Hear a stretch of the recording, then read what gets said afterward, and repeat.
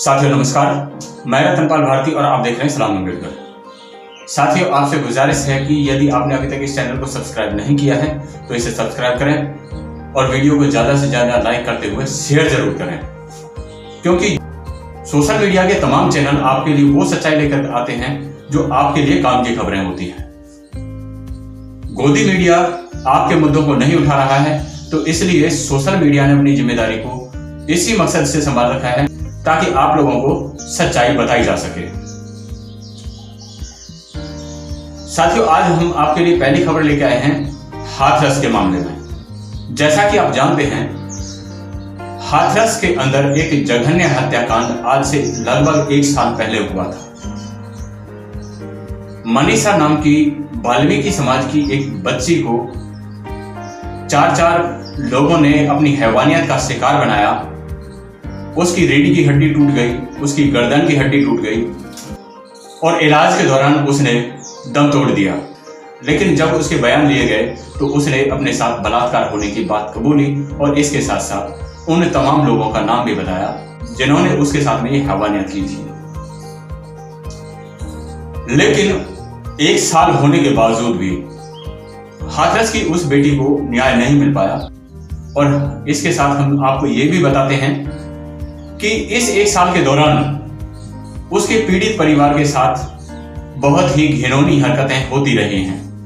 हालांकि सरकार की तरफ से उन्हें 2 गार्ड्स मुहैया कराए गए हैं, जिसकी वजह से उन्हें जीने का मौका इस गांव में मिला है, लेकिन अब भी गांव का रवैया उनके प्रति द्वेषपूर्ण रहा है।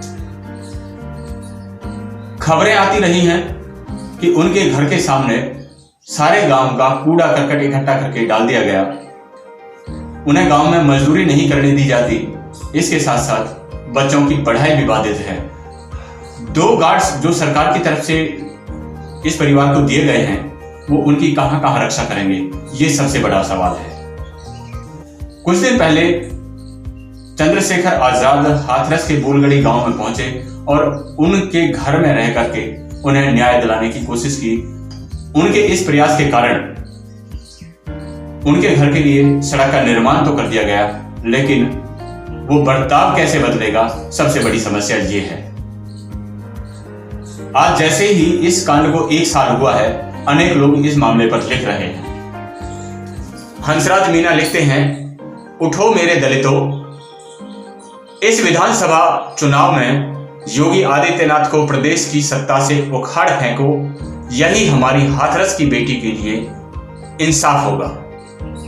और इसके साथ साथ कांग्रेस की तरफ से भी डॉक्टर उदित राज ने मोर्चा संभाला है इस मामले में और उन्होंने अपने ट्वीट में लिखा है, 1 साल से अधिक होने पर हाथरस की दलित बेटी को न्याय नहीं मिलने और निकम्मी सरकार की वादा खिलाफी के खिलाफ जंतर मंतर पर धरना प्रदर्शन, यानी कि उन्होंने जंतर मंतर पर धरना प्रदर्शन का ऐलान किया है। साथियों अब हम एक ऐसी खबर आपके लिए लेकर आए हैं जिसने देश को शर्मसार करने में कोई कसर नहीं छोड़ी है। आपको याद होगा कुछ दिन पहले प्रधानमंत्री नरेंद्र मोदी अमेरिका के दौरे पर गए थे और खबरें यहां तक भी आई कि अमेरिका की मीडिया ने मोदी जी को कवर नहीं किया। आज तक की एक वीडियो में यह भी देखा गया कि रूबिका लियाकत अखबारों को छान रही हैं, लेकिन उन्हें कहीं भी न्यूयॉर्क टाइम्स या किसी भी अखबार में मोदी जी के बारे में एक खबर तक भी छपी हुई नहीं मिली। लेकिन हो क्या रहा है, भारत के अंदर न्यूयॉर्क टाइम्स के अखबार की एक कटिंग प्रसारित की जा रही है जिसमें मोदी जी को फ्रंट पेज पर दिखाया गया है। और इस खबर के मामले में न्यूयॉर्क टाइम्स ने खुलासा किया है,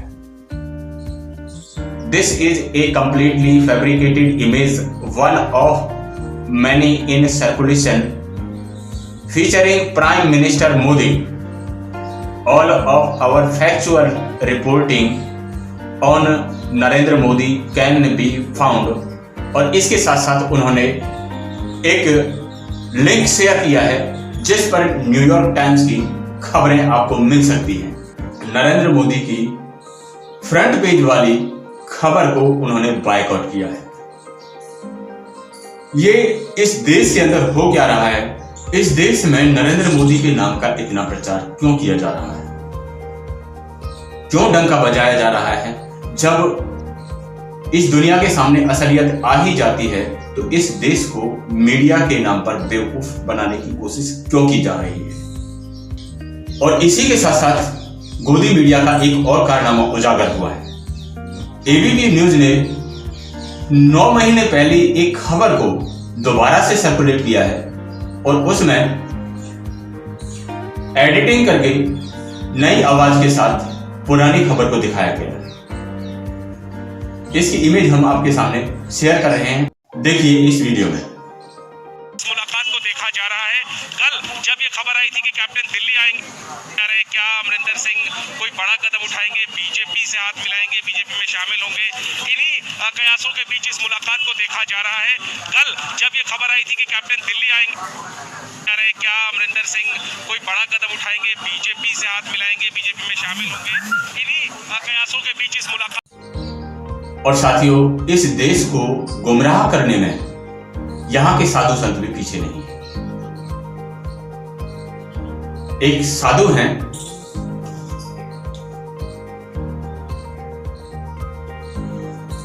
साधु हैं, जगत गुरु परमहंस आचार्य महाराज नाम के। उन्होंने इस देश में भेदभाव फैलाने की नियत से या इस देश की एकता अखंडता को तार तार करने की नियत से एक बयान जारी किया है।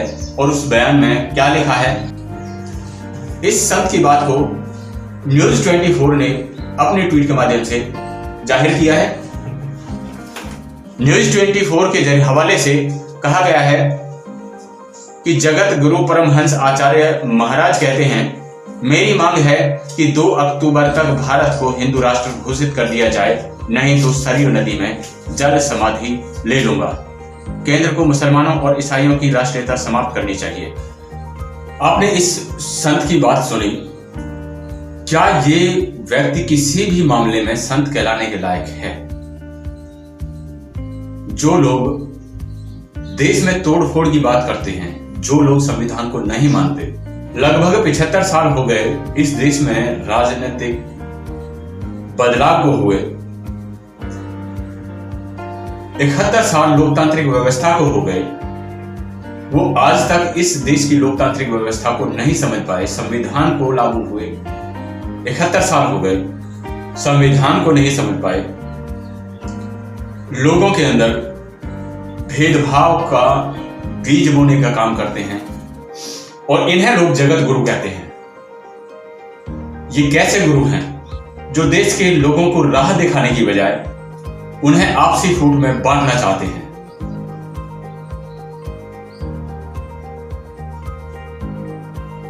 इन लोगों की मानसिकता मनुवादी मानसिकता है और मनुवादी मानसिकता के लोग कभी भी नहीं चाहेंगे कि SC, ST और OBC के लोग उनकी बराबरी में रहें।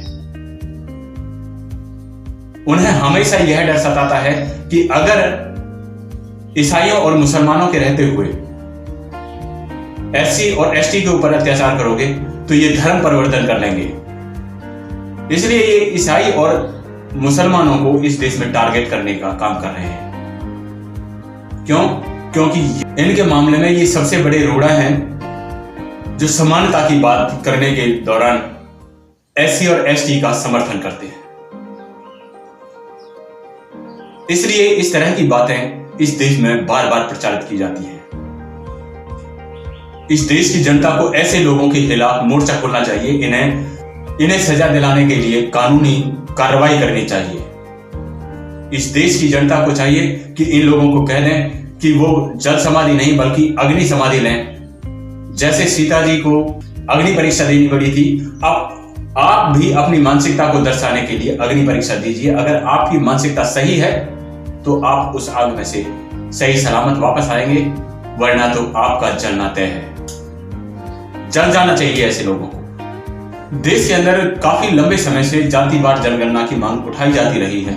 इसके लिए काफी लंबे समय से इसके लिए काफी बार धरना प्रदर्शन भी किया गया और वर्तमान में अनिरुद्ध सिंह विद्रोही जो मंडल आर्मी के राष्ट्रीय अध्यक्ष हैं, वो पदयात्रा करते हुए देश भर में पदयात्रा करते हुए लोगों को समझा रहे हैं कि जातिवार जनगणना के लिए उन्हें आवाज उठानी चाहिए।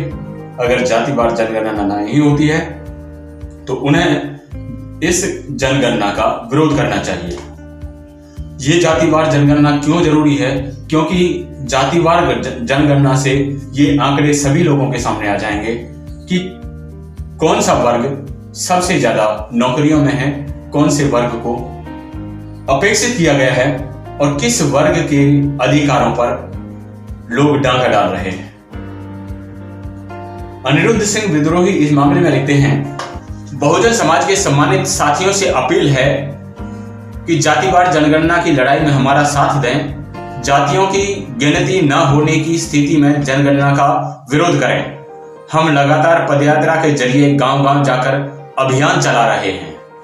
तो ये जातिवार जनगणना देश के भले के लिए है, क्योंकि एक वर्ग विशेष के लोगों ने देश की तमाम संपत्तियों पर अधिकार जमाया हुआ है, जिसके लिए जनगणना जरूरी है। और यह बात उजागर होनी सबसे ज्यादा आवश्यक है कि इस देश में हो क्या रहा है। भारत के अंदर अनएम्प्लॉयमेंट कितना है ये देश की मीडिया को दिखाई नहीं देता है। समय समय पर बेरोजगार युवाओं ने प्रदर्शन किए हैं, अपने अधिकार के लिए मांग उठाई है, सरकार से रोजगार मांगा है। तो इन प्रदर्शनों के दौरान इन बेरोजगार युवाओं के ऊपर लाठियां बरसाई गई।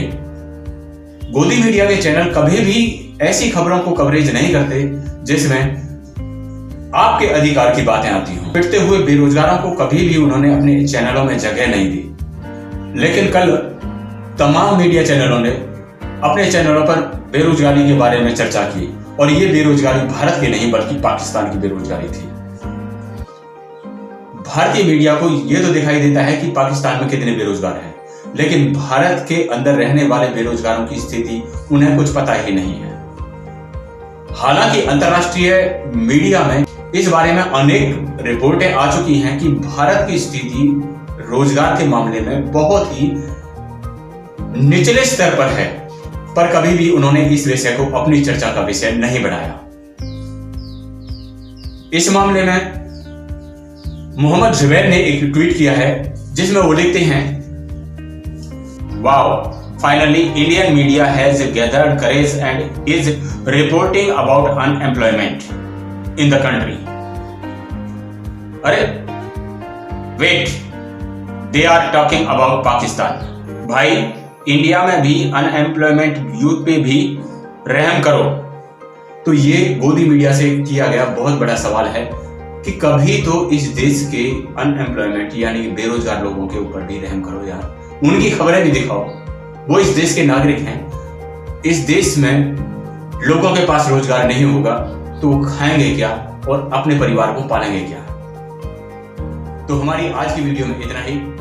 अगली वीडियो तक हमें दीजिए इजाजत, और फिर से हमारी आपसे गुजारिश है कि अगर आपने अभी तक इस चैनल को सब्सक्राइब नहीं किया तो इसे सब्सक्राइब करें, वीडियो को लाइक करते हुए शेयर जरूर करें।